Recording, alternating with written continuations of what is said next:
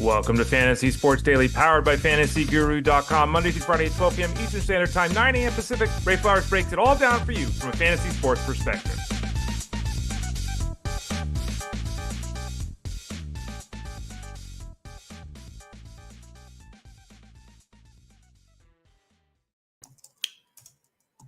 Hey there, everyone. Ray Flowers of FantasyGuru.com. Hope you're doing well. Just realized, wow, that light's pretty bright today. Well, let's see if I can adjust that real quickly here with the camera. For those of you that don't know what I'm talking about, because you normally go to FantasyGuru.com and click on the Elite Plus tab at the top of the page, or go to your local podcast network and type in Fantasy Sports Daily. You may not know that we have a video. There we go. Let's bring that light down a little bit there so I don't look pasty white. On youtube.com/Elite Plus Network or on facebook.com/FantasyGuruHQ. You can watch the show live. Yeah, you can see me. Hello. Hi, everyone. We always get great reaction from folks in the chat room. Hello to everyone there. So hopefully you're going to continue to do that here through the end of the football season. We'll obviously continue this show past the end of the football season. There's no stopping at FantasyGuru.com. We're not just going to end when the regular season ends or anything like that.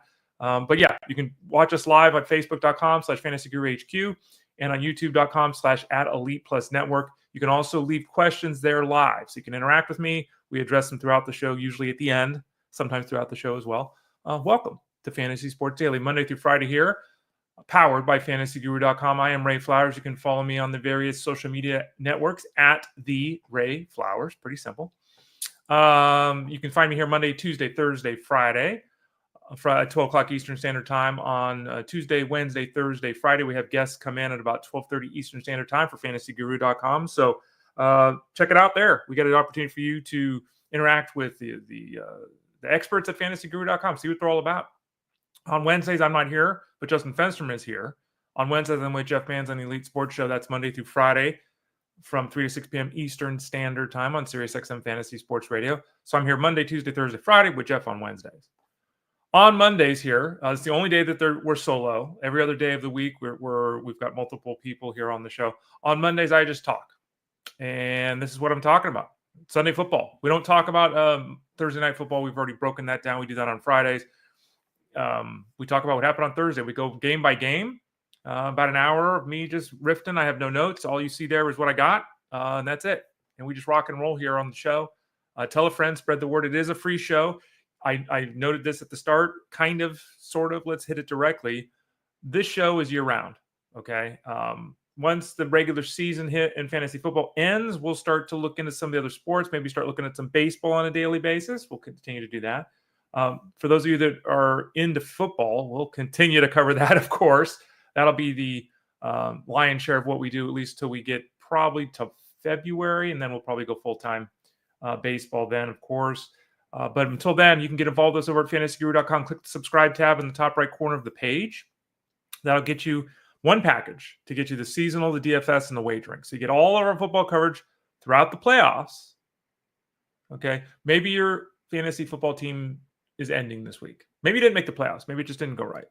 Maybe you had some down efforts yesterday and your team's not going to advance in the playoffs, but you still want to keep the gravy train going. You still want to keep your hand in the cookie jar. We can help you at FantasyGuru.com. Click the subscribe tab in the top right corner. Sign up for the football package. You get all of football throughout the playoffs, except for the wagering guide for the Super Bowl. That's a separate issue. But all the way through the playoffs, you'll get all the rankings. You'll get all the articles. You'll get access to all the Discord rooms. You get access to all the live streams and everything that we do there. All of it for one low price. So you can bet. You can play DFS. And remember, DFS is hot through the playoffs. We'll also continue to write articles throughout the playoffs for those of you that are in fantasy playoffs. Some people play those leagues like the one and done leagues and that kind of stuff. So we'll cover all of that over at FantasyGuru.com. Click that subscribe tab in the top right corner. Before we hit the games, as we talk about here, Santa Mans is about in the house. There's two main ways to get involved with us over at FantasyGuru.com. I just described one of them. The second one, you go to FantasyGuru.com/product/gift-card. FantasyGuru.com/product/gift-card. You can get gift cards, and we're giving you free cash. So you sign up now. I think it's 50 for 65, on and on. So every time you sign up for a certain price point, we give you some free cash. So check that out. You can keep them for yourself. Great stocking stuffers, right? Nice and simple and easy. Hit us up over at FantasyGuru.com. All right, let's dive into the games here. We'll go game by game. Let's start out Kansas City. I did this in a weird order, didn't I? Oh, Ray. Normally I go in order. This week I got it all screwed up. All right, well, let's do it anyway. Let's follow the order I got there. I don't know what my ability to navigate this properly. Oh my! Kansas City defeated Cleveland in this game, 21-7. Some big takeaways. Nick Chubb broke his foot. Looks like his season's over. Of course, we'll talk about that side of the football in a second. First off, we're going to start with Patrick Mahomes. I mentioned this last week. I think we were talking to Tyler Beaker about this last week on Thursday. Tyler joined us about 12:30 Eastern Standard Time. The Chiefs are one of those handful of teams that are playing 3 games, excuse me, that'd be something. 3 games in 11 days. And so it was always going to be tight and tough for the Chiefs and all their players to be at optimal efficiency with 11 days and 3 games. Patrick Mahomes yesterday threw a couple of touchdowns. The Chiefs won the football game 21-7. They moved to 13-1. They obviously don't need to worry about making the playoffs, and they're looking pretty good for home field throughout the entirety of the playoffs. Problem for them is Patrick Mahomes hurt his ankle, and the early reports are suggesting high ankle sprain. We don't know that for certain. Mahomes has dealt with a bunch of ankle injuries over the years. He has seemingly been able to play through ankle injuries that others can't. So it's full marks for him there. But what is this going to do in the short term? Is this going to stop him from playing in the next game? I think it's very possible that does occur. Because, again, the Chiefs are 13-1. They're steamrolling to the playoffs. They got to have Mahomes healthy. They can't risk it. They've got another game on Christmas. They got a short week this week. They play Saturday. So if you have Patrick Mahomes, I know a lot of you have been bemoaning the fact you've had Patrick Mahomes and you've had to play him and you haven't been disappointed. Well, it seems like that opportunity to play him and get mad is not going to be there. So hopefully whoever you got as a backup quarterback you're comfortable with. This is all me speculating, of course. There's certainly a chance that Mahomes plays this week. But on a short week, followed by another short week next week with a 13-1 record, it just doesn't seem likely that Patrick Mahomes is going to push this if they're not fully confident he's going to be able to emerge from this game healthy.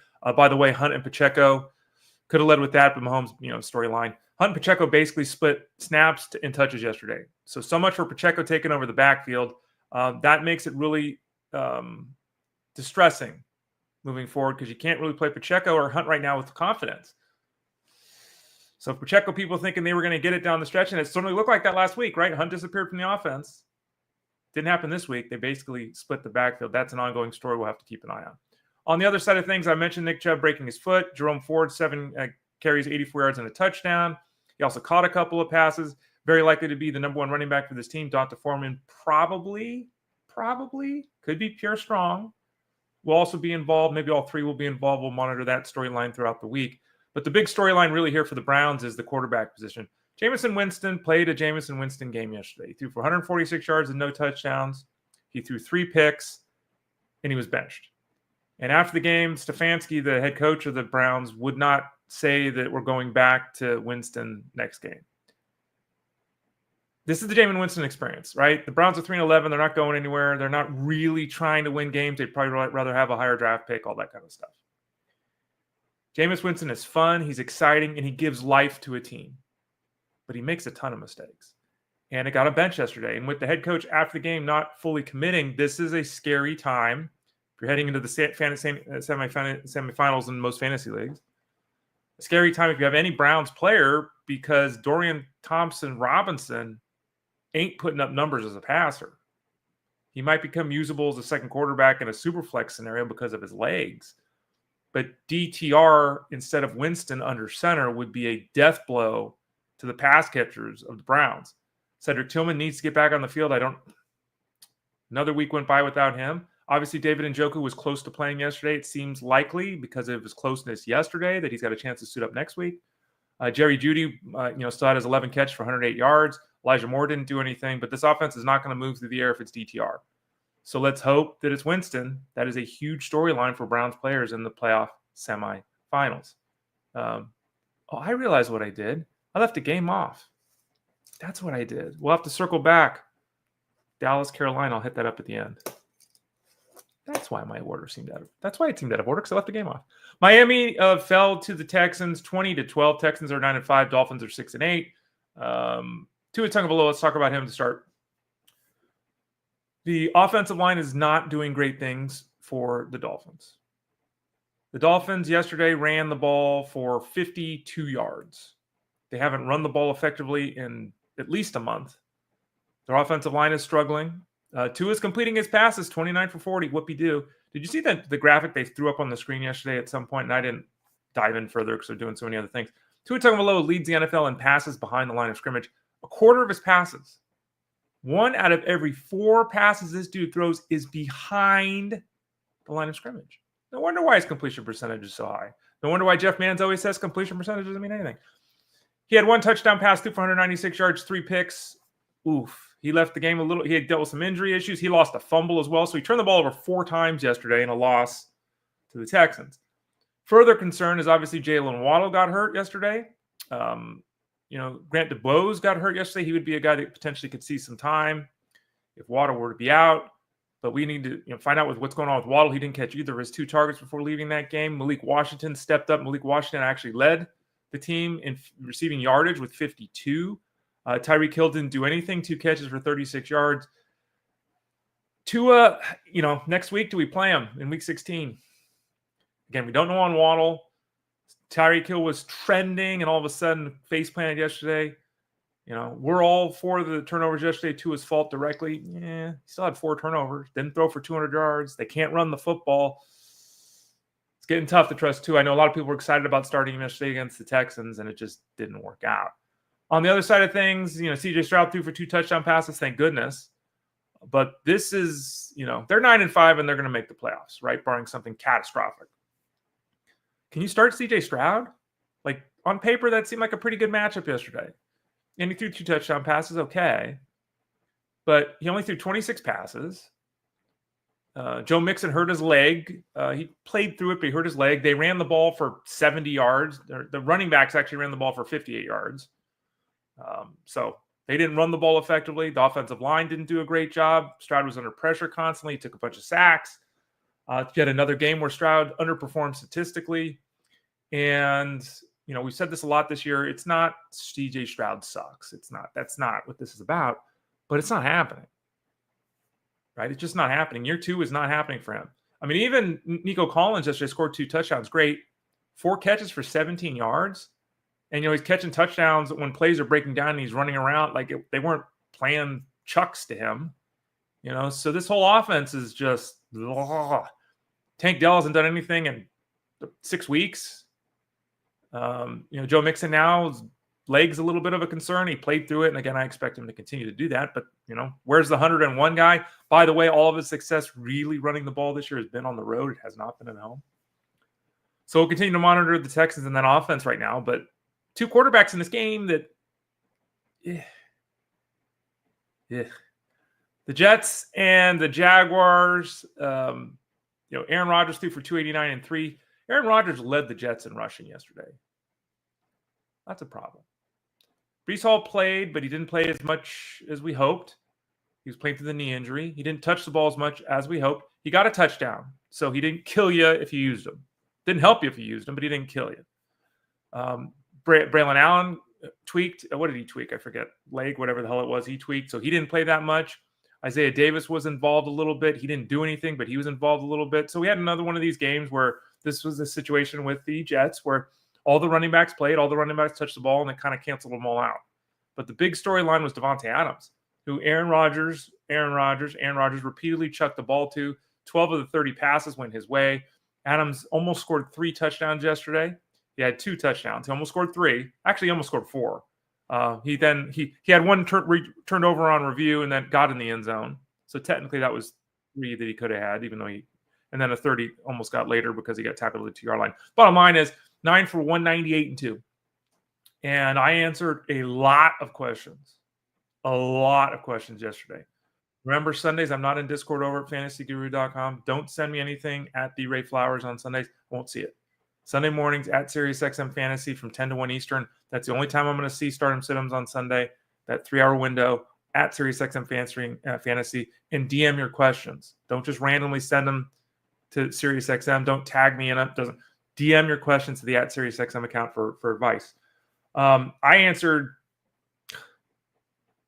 30 to 40 questions about people wanting to bench Davante Adams. Garrett Wilson had a touchdown too, but he only caught 3 balls for 56 yards. He was voicing his displeasure during the game on the sidelines. Everyone saw it. Davante Adams was a monster yesterday and was relentlessly targeted by his quarterback. And again, went 9, 198, and 2. And I saw some stuff written. It's like, it doesn't matter a season. All that stuff is true. Davante Adams is not living up to expectations. The move to the Jets really hasn't done much. But yesterday, my goodness. It's why you keep playing Davante Adams. It's why in the league I have multiple leagues. I think only one of the 2 teams is still playing. Kept playing Davante Adams. Like, that's why I told everyone yesterday, play Davante. Like, got to keep playing Davante Adams. Efforts like yesterday, I think it was the second most yards he's ever had. But 5, 6, 7 catches a week, 70 yards a week with the ability to get in the end zone, it's always there for Davante Adams. On the other side, Brenton Strange. And this was kind of strange, and I'm sorry for saying that because it's so cliche and easy and obvious. Evan Ingram was catching 4 or 5 passes for 40 yards. Okay, he was doing it whether it was Trevor Lawrence or Mac Jones. So Brenton Strange comes in, and it's fair to think the way the offense is operating. And we saw Strange do this himself, the 4 or 5 catch for 40-yard thing early in the year when Ingram was hurt. It's fair to think the same thing was going to happen the rest of the way once Ingram was announced is done for the season. So Brenton Strange goes out there yesterday, and he had 73 yards, which is not a huge number, but, for a tight end, it's a very good number. But 12 targets and 11 catches? Mac Jones threw the ball 46 times. That was part of it. And by the way, for those people that didn't watch this game, does Mac Jones know that if you're under pressure, you throw the ball away? Like, there are multiple times where he's under pressure and he's waiting to make a play. He's trying to extend the play, and then he just goes out of bounds or just takes a sack. It's like, what do you throw the ball away, dude? Why are you eating 4 yards? Anyway, relentlessly targeted Brenton Strange. They used him, again, 12 targets. It's only a 25% target share because they threw the ball 46 times. But still, I can't get overly excited long-term about that because don't overlook the fact that Brian Thomas had 14 targets yesterday. I still had 6 to Parker Washington. Duvernay even had 4 targets. Strange, I think, is one of those guys, and you hear us all say it, he's in the 10 to 15 range at tight end because he's not getting in the end zone, and he's not getting 12 targets again. So does he fall back to the 4 or 5 catch, 40-yard thing? I think so. I think that's totally fair. But yesterday was a huge effort for the youngster with the Jaguars. Well, I got a DM here. What did my DM say? Oh, man. Oh, no. Lions, this is Phil Backer, our producer at SiriusXM Fantasy Sports Radio, who also covers IDP for us at fantasyguru.com. Just sent a note here. I guess David Montgomery, we just got breaking news. He hurt his leg yesterday. Here's an update on David Montgomery. I know it's out of order, but it's a big storyline. He's out indefinitely after suffering an MCL injury, according to sources at ESPN. He's undergoing additional testing on his knee and is getting a second opinion to confirm, but he could be lost for the season. Oof. Terrible timing for that. Adam Schefter is reporting it. Adam Schefter, by the way, is also reporting that Desmond Ridder is expected to start in week 16 against the Falcons. For the Raiders, if you care about that, you probably don't. But yeah, this is woof. When you go for additional testing, that's easy because the first testing is uncertain, unclear, or because you didn't get great news. This is big for David Montgomery. I have him all over the place. I'm sure you do. He's Mr. Touchdown. Down effort yesterday. Jahmyr Gibbs scored as a receiver and a runner. But David Montgomery, that's a storyline to keep close eye on here. Sorry, it just popped up. I figured I'd share it live here on the show. David Montgomery, that'd be a significant loss, and it does sound pretty likely that he's going to be out sometime, if not the rest of the regular season. The Lions lost 3 defensive players. They lost 2 cornerbacks. They lost a defensive tackle yesterday. I think they have 7, soon to be 8, because their nose tackle tore his ACL. 8 defensive linemen on the injured list. Oof. We'll talk about their game here in a few minutes. Washington and New Orleans. Washington barely won this game 20-19. Rattler came in late. They had an opportunity to win the game on a 2-point conversion as time was basically running out.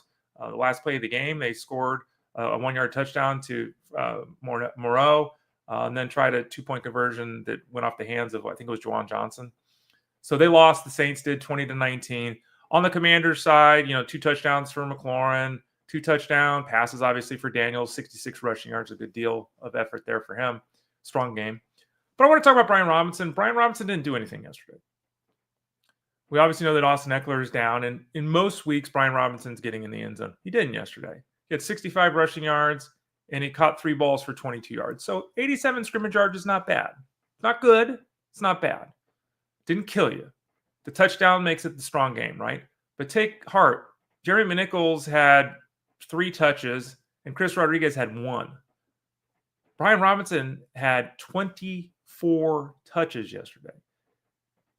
You're not going to have 24 touches and get 85 yards very often. Most of the time when you have 24 touches, you're going over 100 yards from scrimmage, right?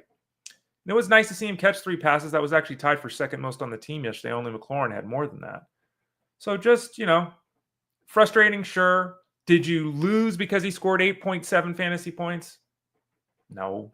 Did you win because of it? No. But the takeaway, I think, is he's dominating the backfield touches. And that's what we want to see at this time of the year. The other guys, McNichols and Rodriguez, just aren't really an impediment. Can't talk this morning. An impediment to Robinson posting strong numbers here in the final couple weeks of the season. On the New Orleans side of things, Alvin Kamara's got a groin injury. He had a down effort yesterday. He only had 70 yards from scrimmage, but he only had 9 touches. He got in the end zone, and he had 4 catches. So he also didn't kill you because he was able to participate. He got 16 PPR points as a pass catcher. He had about 17 overall or whatever it was. He only ran for 12 yards. But in a PPR setup, you were fine. Even in a non-PPR setup, 65 yards and a touchdown, it's okay. Again, it's another one of those efforts. It doesn't win you anything, doesn't kill you.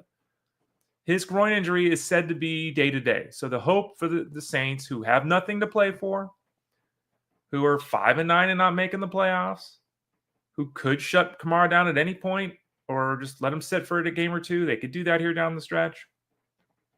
He's being called day-to-day, and the assumption as we talking here on a Monday morning is that he'll play the next game for the Saints. But Kendre Miller comes in the game yesterday, and guess what? Looked pretty good. 9 carries for 46 yards, and he showed the spark and the talent that we all know he possesses. So this is why you handcuff. For those of you that don't believe in handcuffing, this is it. If Alvin Kamara is down the next game and you've got Kendre Miller, you don't have Alvin Kamara, but you got a guy you can start every week. You got a top 20 running back. You got a guy that's touching it 15 plus times. This is why you handcuff. And again, we've talked about this so much. Even if you don't believe in handcuffing, even if you don't like handcuffing, even if you think it's a waste of a roster spot, you've got to do it later in the year. Hopefully, everyone that has Kamara did it with Kendre Miller. We saw him yesterday look solid, and we would anticipate that occurring if Alvin Kamara were to be out moving forward. Baltimore destroyed the Giants 35-14. It wasn't even that close. Ravens are now 9-5. The Giants are 2-15. The Giants are terrible. On the Baltimore side of things, Lamar Jackson ran for 65 yards and threw 5 touchdowns. Ooh, blazing. As great as that was, there was another quarterback that was even better. Blazing yesterday from him. 2 touchdown passes to Rashad Bateman on 3 catches. Touchdown to Justice Hill on his 5 catches. A touchdown to Mark Andrews on his 2 catches. And a touchdown to the youngster Davante Walker on his single catch. So he spread it around. And again, 2 touchdowns on 3 catches, 1 on 2, 1 on 1. These guys were not volume guys yesterday. They were just scoring touchdowns. I bring that up because the passing attack was so explosive and because they so easily defeated the Ravens that they kind of eased back on Derrick Henry. 14 carries for 67 yards, 4.8 yards a carry. That totally works. If he's got 21 carries, we're all happy. He got 14. And he ran for 67 yards and he didn't get in the end zone. And this is what can happen to a guy like Derrick Henry because unlike most of the other, if not all of the other, running backs that touch it 20 times a week, he's just not involved as a pass catcher. That's just not, they have Justice Hill to do that role. So Henry needs to get the 20 touches on the ground. He needs to have that 50-yard run or he needs to have that touchdown. Woof. We were talking about these other guys. Brian Robinson outscored Derrick Henry yesterday. Alvin Kamara more than doubled Derrick Henry yesterday. You were right to play Derrick Henry. There was no reason to avoid playing him. This game, if it had gone differently, could have been 14 for 67 yards and 2 touchdowns. If they got the ball at the goal line a couple times, they just didn't. So this is not a negative with Derrick Henry. You still fire him up if you're still playing next week or week 16, I guess. nothing has changed here. It's just a reminder that, pass catching running backs, there's a lot of value to that, especially when you have these other guys that don't catch the ball. On the other side of things, Nabers, he caught passes from Tommy DeVito before he left with the head injury. Tim Boyle came in and I guess theoretically looked better. He did look better. We don't know if it's going to be DeVito, Boyle, or Drew Lock next week. We have no idea who the quarterback is for the Giants. I don't know if they care. They're 2-11. I don't know who's going to get fired on the coaching staff. I know the offense is a disaster. Tracy struggled yesterday a little bit. So they all of a sudden, here comes Devin Singletary again. Singletary with 11 touches. Tracy had 11 touches. They split the backfield. Singletary's the guy that got in the end zone. Ugh. But Malik Nabers, man, that guy is the truth. He's catching passes from crap. He's having to produce production from a crappy offense that has no plan. I don't know what they're doing. I don't know if anyone knows what they're doing each week other than throwing the ball 10 times to Malik Nabers. The number 2 pass catcher on this team is Wan'Dale Robinson, whose average depth of target is like 6 inches. Everything is at the line of scrimmage. Every defense knows that. There's no pressure put on a defense by him. Darius Slayton, in theory, is obviously somebody who can stretch the field. He only had 1 catch yesterday because he only had a single target. These junky quarterbacks can't get him the ball down the field. So everyone knows it's going to Malik Nabers, and he still catches 10 passes for 82 yards and a touchdown. Played through an injury, got stepped on by a teammate. He had an injury coming into the game. Dude's a boss. And for those of you in Dynasty and Keeper Leagues, be very, very careful. If you're going to consider giving up Malik Nabers, you better get a return. Because when they figure this offense out next year and get him a better passer, dude's to the moon. All right. He's almost there now. With crappy offense, crappy play calling, and crappy quarterback play. He's going to the moon. He's going to Mars if they get a good quarterback in, and that's obviously going to be a focus for them in the offseason. Cincinnati and Tennessee. Cincinnati defeated Tennessee 37-27. Wasn't as close as that. Titans scored a touchdown right at the end of the game. Didn't mean anything. Last play of the game. Who cares? Joe Burrow fumbled the ball near the goal line. It could have been 45-20. It was not that close. The Bengals won that football game. And theoretically, they're still in the playoff hunt at 6-8, but 14 things need to happen. Actually, it might be 400 things need to happen. They're not going to make the playoffs barring craziness, but theoretically, they still could. Joe Burrow threw for his 3 touchdowns, did have a couple of picks. Jamar Chase, 9 for 94. T. Higgins, 5 for 88 and 1. But the guy to talk about again is Chase Brown.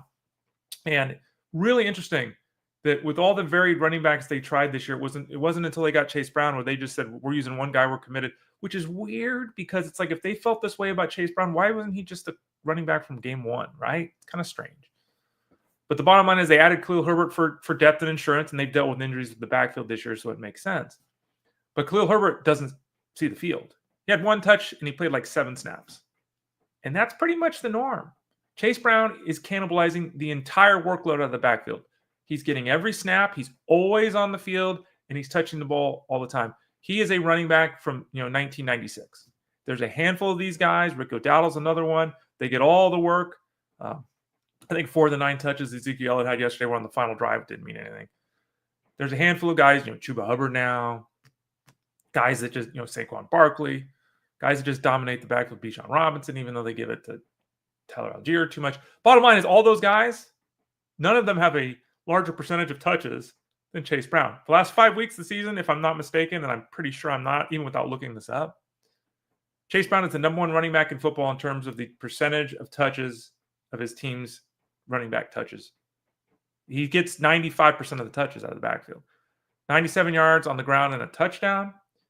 Through the air, he had 3 catches for 16 yards and another score. That's 28 touches, 115 scrimmage yards, and 2 touchdowns.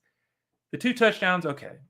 But we can scale it back to 1. He's averaging 1 touchdown. He's averaging 20-plus touches in a touchdown a game for weeks. I'd have to look it up. 6 weeks? I mean, you got a winner there. Talk about a league winner. You got Chase Brown. You got one of those right now. On the other side of the thing, Will Levis, this is another one of those teams, in another scenario why those of you that insist on playing 2 quarterback leagues, the Titans don't have a quarterback. Will Levis is awful. He was benched yesterday. He threw 3 interceptions on 12 passes. He had a fumble. Mason Rudolph came in, and yet again, Mason Rudolph was statistically better than Will Levis has been. Mason Rudolph has been the better statistical quarterback than Will Levis this year, period. And watching the games, I don't know how you argue that he hasn't been a better quarterback this year. Not saying Mason Rudolph is good. I'm not saying that. But Will Levis, he's not the answer. And he's kind of in that, stay with me, he's in that Zach Wilson zone. Zach Wilson and Will Levis have the tools and the skills to be top-end quarterbacks in the NFL. For a variety of reasons and different reasons for both guys, they're nowhere near even being serviceable NFL quarterbacks. Will Levis, it's going to be an interesting offseason. The Titans can't go into next season. And what are they, 3-11? Yeah, 3-11. They can't go into next season with Will Levis as their starting quarterback. Not if they expect to make the playoffs. I don't know if they bring Mason Rudolph back and they have Mason Rudolph start the season and they keep Will Levis in reserve and they try to run it back and have more success next year. But Will Levis just isn't getting it done. And the issue is he's crushing the offense. And, Calvin Ridley, 3 catches for 41 yards. There's been too many games like that this year for their number one wide receiver because they can't get him the football. Chig Okonkwo, 8 for 59. 8 catches is great. 59 yards, disappointing. 10 targets and 8 receptions to a tight end that averages 2 or 3 a week for 30 yards. We're just dumping the ball off, right? Tajay Spears finally had a big game yesterday, scored 2 touchdowns. I don't know if anyone had him active yesterday. Tony Pollard's got the ankle issue. It seemed like they didn't use him in the passing game for like the first time all year, Tony Pollard, and he only ran for 45 yards on his 17 carries. So he still had 4 times as many carries as Spears, but Spears was on the field more. They almost 50-50 the splits, snaps, Spears had the big game with the 6 catch for 87 yards and a touchdown. When your leading receiver is your backup running back, your offense really isn't working. I think that's fair, right? So I'm kind of hopeful at this point that they'll let Mason Rudolph be the quarterback down the stretch here, so at least we can feel a little bit better about the offense. Though Mason Rudolph, again, simply not the answer. Just isn't. New England and Arizona. Arizona moves to 7-7. They defeat the Patriots, who fall to 3-11, 30-17. Drake Maye is doing some things. And he did it again on the ground. He's often been running 30, 40, 50 yards on the ground. Only ran for 14 yards yesterday, but had a rushing touchdown. He also threw a touchdown. He had a pick. Went 19 for 23 for 200 yards. He's performing very well. The pick bounced off Boute's hands up in the air. It wasn't Maye's fault at all.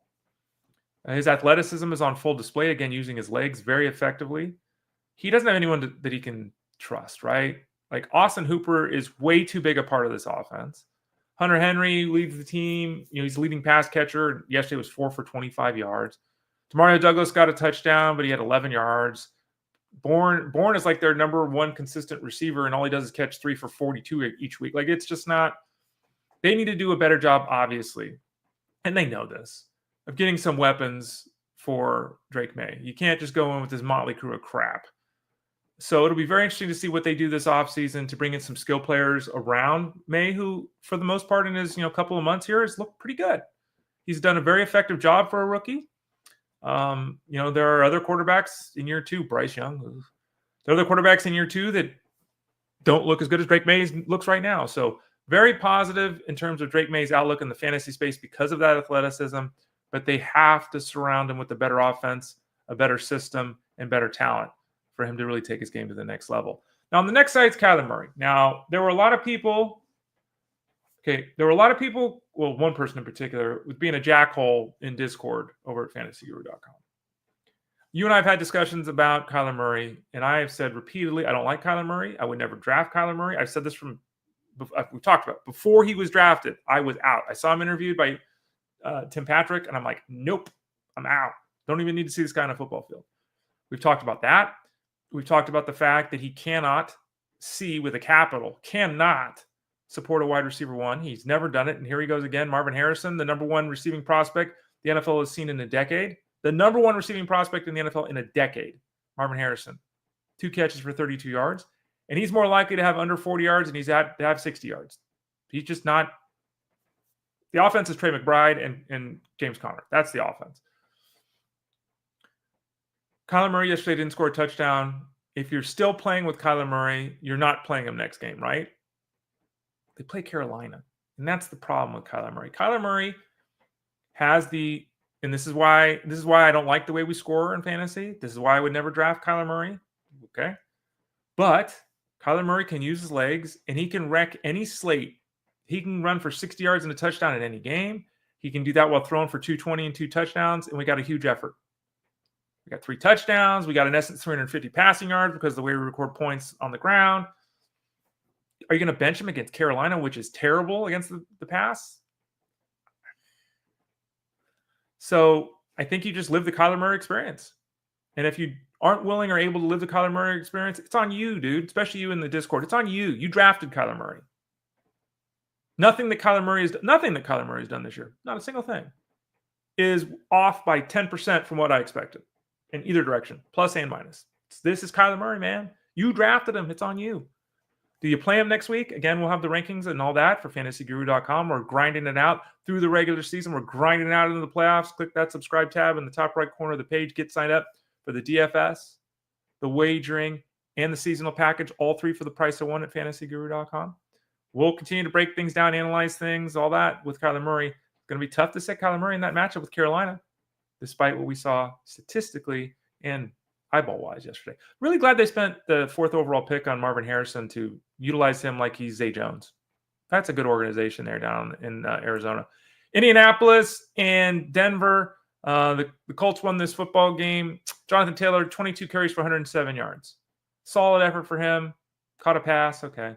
Solid effort, but he didn't get a touchdown. Did you see the nonsense? He was one of 2 players in the NFL yesterday. The other one was the Bengals defensive back. I forget his name. That Bengals defensive back and Jonathan Taylor both were streaking, no one in front of them, inches from a touchdown, and both guys let the ball go too early. So Jonathan Taylor should have had 22 carries for 108 yards and a touchdown. Instead, he had 22 carries for 107 yards because right 12 inches before he crosses the goal line, just lets go of the ball. What are you doing? I mean, they lost this. They could have won this game against the Broncos. They lost by 18 points, 31-13. But if he had scored that touchdown, the whole shape and tone of the game is completely different.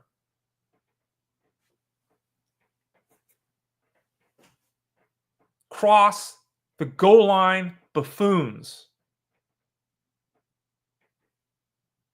Just don't get it. I have Jonathan Taylor in 1 league. It's Scott Fishbowl. I was team 90 of the remaining teams heading into this week.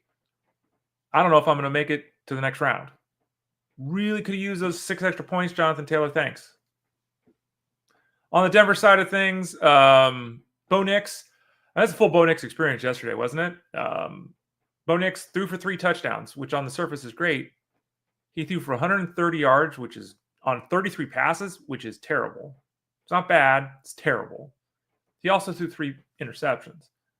So Bo Nix, I mean, the Broncos are 9-5. They beat a team they should have beat in the Colts. They're surging toward the playoffs. More power to them, all this kind of stuff. But this offense is not in good shape right now. Courtland Sutton got his 9 targets, but he and Nix could not get on the same page. Luckily, he scored a late touchdown with 6 minutes left in the game. So he could go 3 for 32 and 1. He led the team in receiving yards, Courtland Sutton, with 32 yards. The team leader in rushing yards was Bo Nix with 23 yards. Only one player caught 4 passes. It was Marvin Mims for 20 yards. The touchdowns were to tight ends, Troutman and Adkins. Like, they scored 31 points and won a football game here, but oof, that offense, nah, man. And I guess at the end of the day, because a lot of leagues don't discount for interceptions, but if you have a 4-point passing touchdown, right, and he threw 3 scores, that's 12 points. If you have a 2-point minus for a pick, and he threw 3 of them, that's a minus 6 points. That gets you a plus 6 points. When if you had 3 touchdowns and no picks, it's 12. 50% of your production on the touchdown front, right? So depending on your setup, Bo Nix was fine yesterday. Bo Nix wasn't very good yesterday. And regardless, the offense was not very good yesterday. They got Jaleel McLaughlin, we'll have to keep an eye on him. He got hurt yesterday. We'll see what that means moving forward. But that offense, not a single offensive player yesterday on this team produced 35 rushing yards or 35 receiving yards, and they scored 31 points. Buffalo defeated Detroit. What a game. Buffalo 48-42. Tremendous game here. Obviously went down to the end. On the Buffalo side, I mean, we can talk about Amari Cooper, and we will throughout the week. No targets. He still is averaging 7 targets the last 2 games because he had 14 last week. But no targets yesterday, a bagel. 1 catch for Keon Coleman, didn't do anything. They decided with the way that the Lions play defense and the strength of their defense, seems like they decided we're just going to go underneath. So they didn't try to stretch the field deep against the Lions yesterday.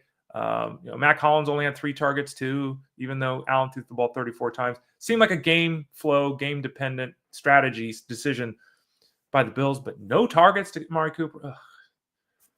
But the storyline is Josh Allen. He had 3 touchdown passes and 3 rushing scores last week.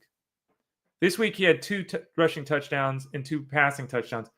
That's 5 rushing touchdowns and 5 passing touchdowns in 2 games. I'm pretty good at math, even if you're not very good at math. That's 10 touchdowns in 2 games. 10.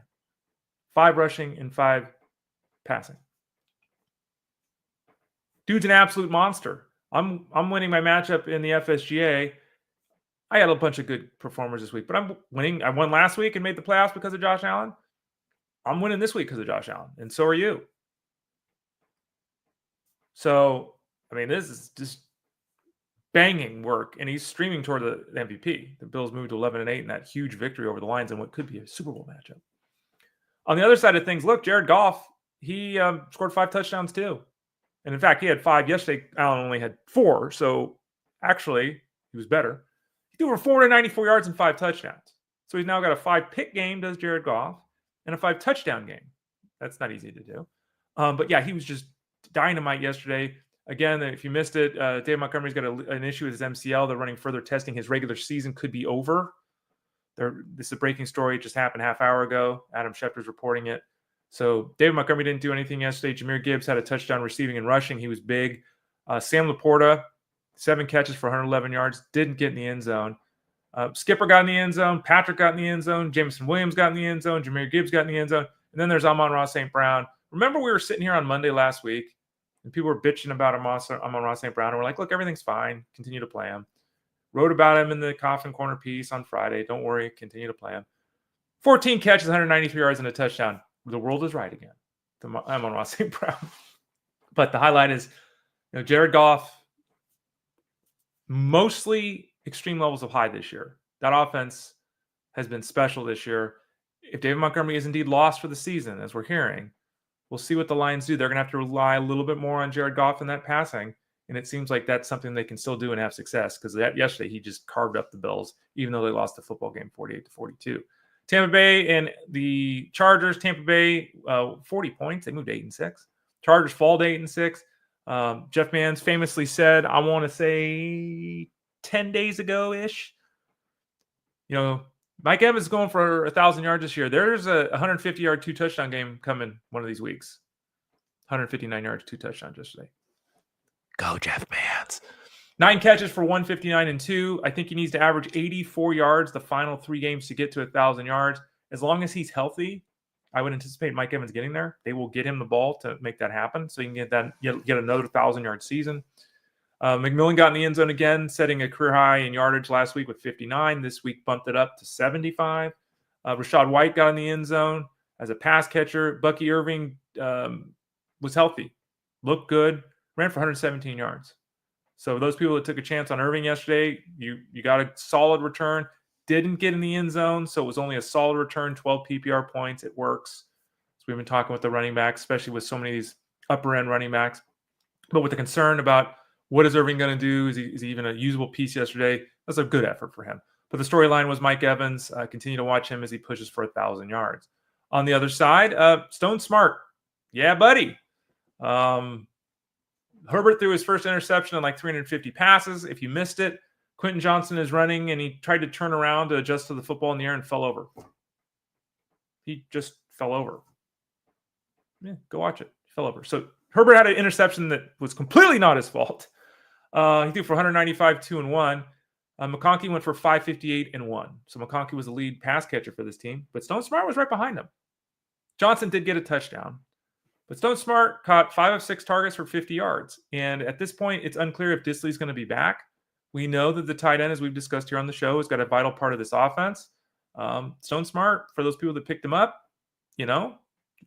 he's not a bad option. Would he be able to replicate the 10 PPR points he produced yesterday next week if Will Dissly is out? I think it's fair to consider yes. So we'll monitor him all week. He'll be a waiver wire pickup all over the place if he wasn't already. Let's not get crazy here because it's still a passing attack that didn't throw for 200 yards yesterday, that only ran the ball for 32 yards. Oddly, they were behind by a gazillion points, and they just didn't try to do anything late. Justin Herbert, keep an eye on him. He's all beat up. No reason to think he's going to miss starts, but he's all kinds of beat up right now, and that's not helping things out for the Chargers. Pittsburgh and Philadelphia, George Pickens is on there, but George Pickens didn't play. That's the point. When George Pickens is out, the Pittsburgh Steelers struggle to move the ball. I think that Russell Wilson's under 300 passing yards the last two games. Due for 128 yesterday. I think he's under 300 the last two games total with Pickens out. When you have Pickens out and you're facing a good opponent like yesterday when they faced the Eagles, you lose a football game 27-13. You fall to 10-4, and you do absolutely nothing on offense. We were just talking about the Broncos and their inability to do anything. The Broncos had one guy with 25 yards receiving, and they had nobody with 15 rushing yards. Let me say that again. No one hit 15 rushing yards, and one guy had 25 receiving yards. Disastrous.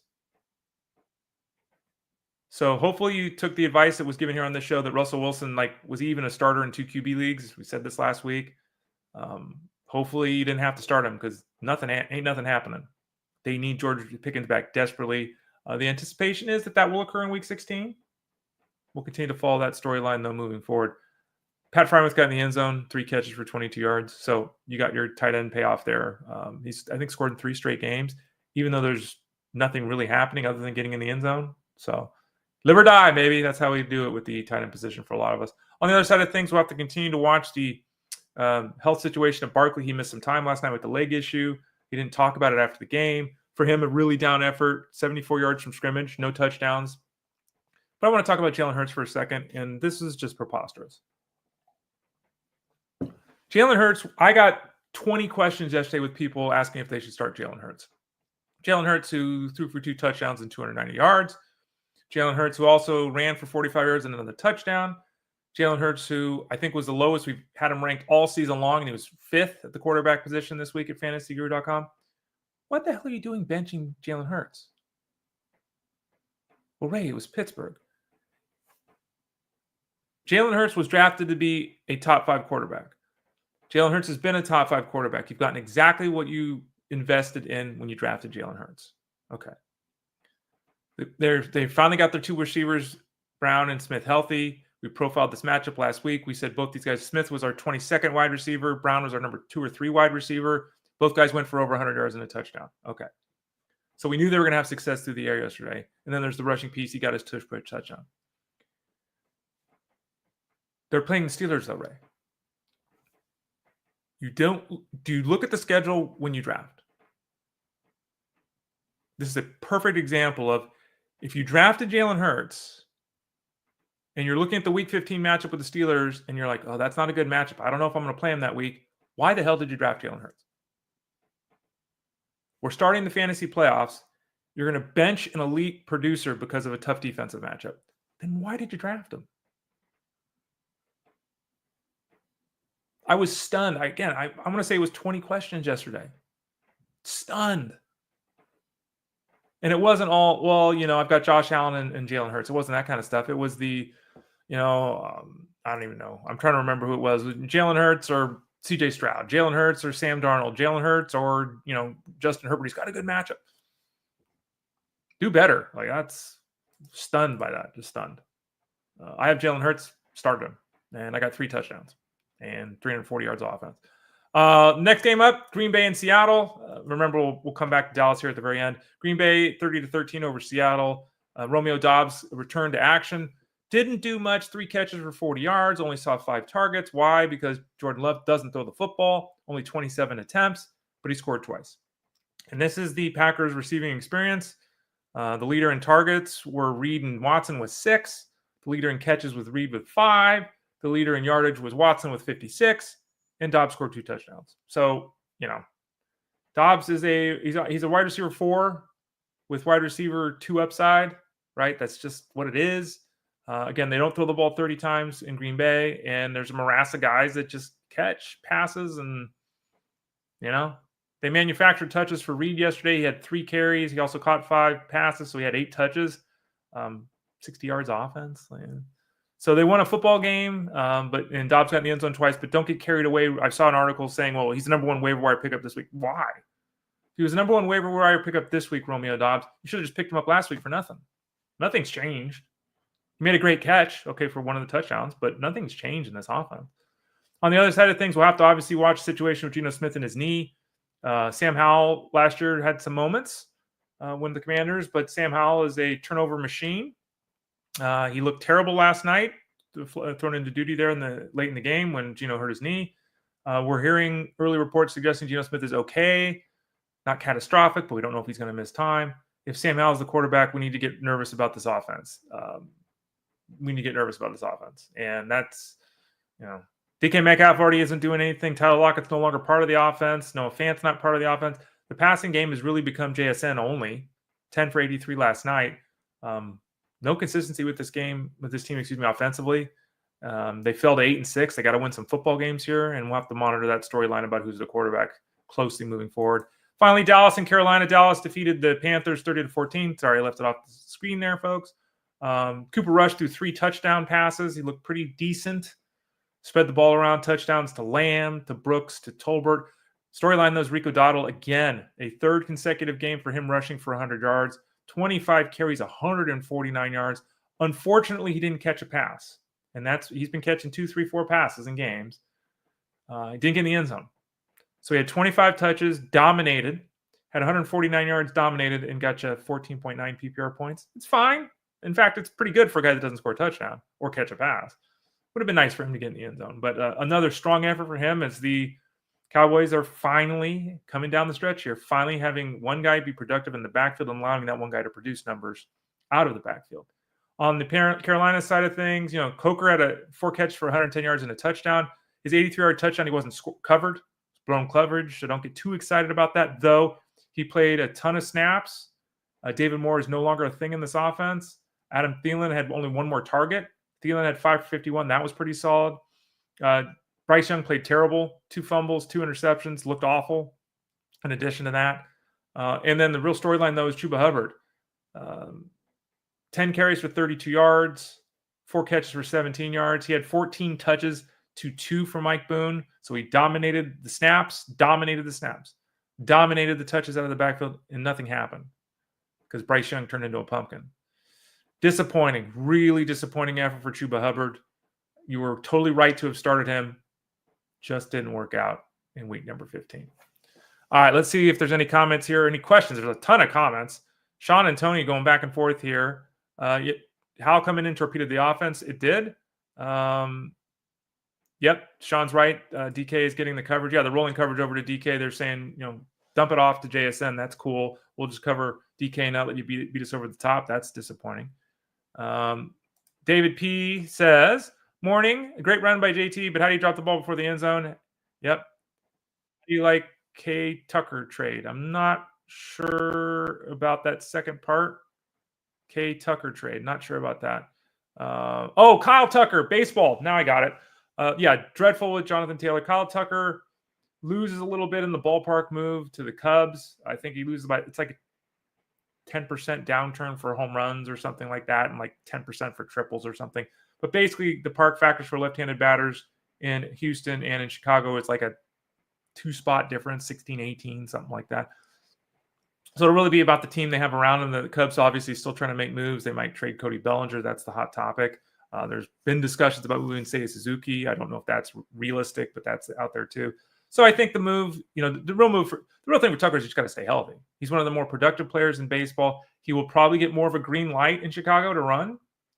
So, 25 kind of thing.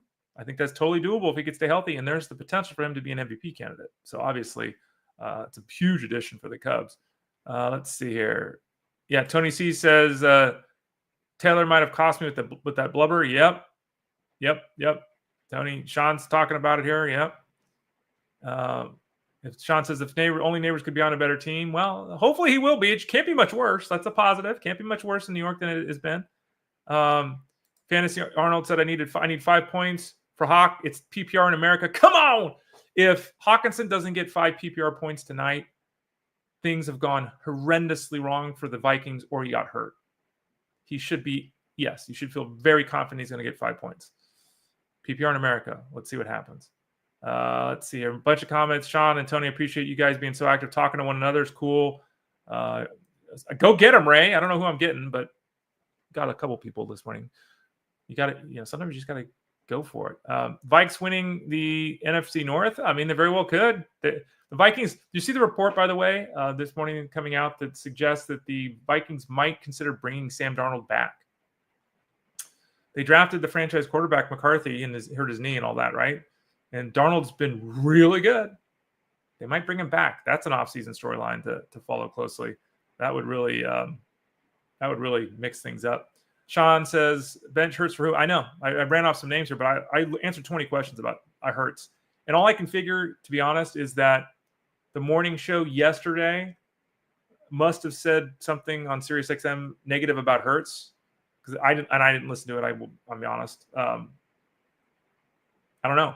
Because I know when Mans and Harris came on at 8 o'clock, they didn't have negative things to say about Hurts. So I don't know. It was really weird. And Tony T says, does bringing back Darnold put Daniel Jones on the move? Yeah, 100%. They've got McCarthy. If they bring back Darnold, there's no room. Daniel Jones is gone. They could bring Daniel Jones back with McCarthy if he'd agree to that. That would seemingly be a nice combination. Daniel Jones would be fascinating. I don't think anyone's going to look at Daniel Jones and think that guy's a starting quarterback at this point. He's kind of that elite backup quarterback. I think that's what organizations are going to view him as. But it's a fascinating storyline that we're going to be dealing with the Vikings as they decide who their quarterback is for the future.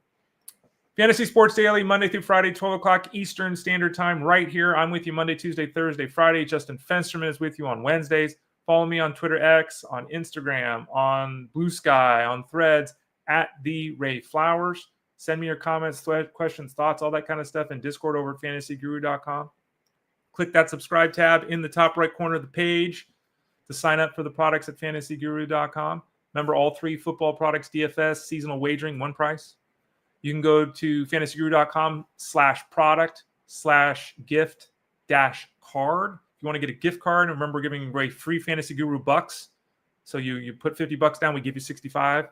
And there's different price points. You don't have to just get 50. There's different price points for the gift cards if you want to buy those for yourself. Treat yourself for a friend, family member for the holiday season, something like that. We got you covered over at fantasyguru.com. So we'll be back tomorrow at 12 o'clock Eastern Standard Time. Armando Marcel will join us about halfway through the show at 12:30 Eastern Standard Time. We'll break down Monday Night Football. We got 2 games, Chicago, Minnesota, Atlanta, Las Vegas. We'll break down both those games on the show tomorrow before visiting with Armando and talking the waiver wire about halfway through the show. Good luck tonight. If you still have questions about setting lineups, hit us up in Discord over at fantasyguru.com. For Santa Mans, I am Ray Flowers. This has been Fantasy Sports Daily, powered by fantasyguru.com. Good luck tonight.